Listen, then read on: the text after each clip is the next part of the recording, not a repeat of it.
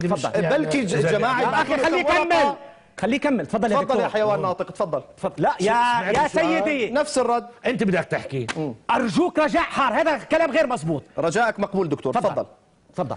على كل حال ما بجي معك بهائم على الاستوديو. طب ما انت يعني شو انت نفس الشيء. طيب نزعت. طيب تفضل. ما نزعت. جاوبني شو بدك طيب لك شو لك الله يجزع مساك. حزب الله وسوريا وايران مرتبطين بتحالف معروف. جميل. اليوم التحالف المقابل يدخل فيه الجماعات الإسلامية، الإخوان المسلمين، نعم. القاعدة، حتى إسرائيل، حتى الدول الغربية، حتى مخابرات أجنبية.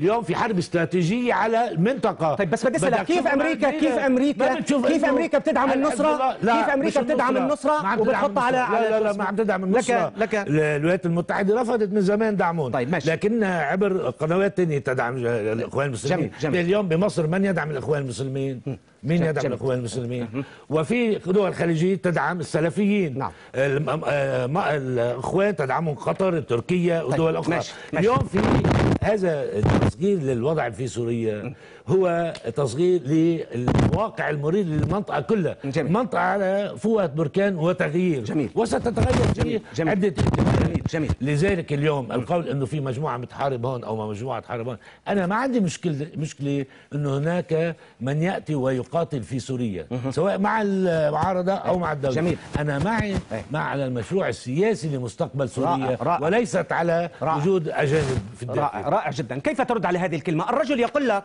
هو اصلا ضد كل اي جماعه تدخل سوريا كانت من اي مكان، وهذا كلام منطق. هو يخشى على مستقبل سوريا. السوريون لم يتحركوا، لم يطالبوا بالإصلاح والتغيير كي ينتقلوا من السيء إلى الأسوأ. هذا هو كلامك ولا لا؟ صح. تفضل.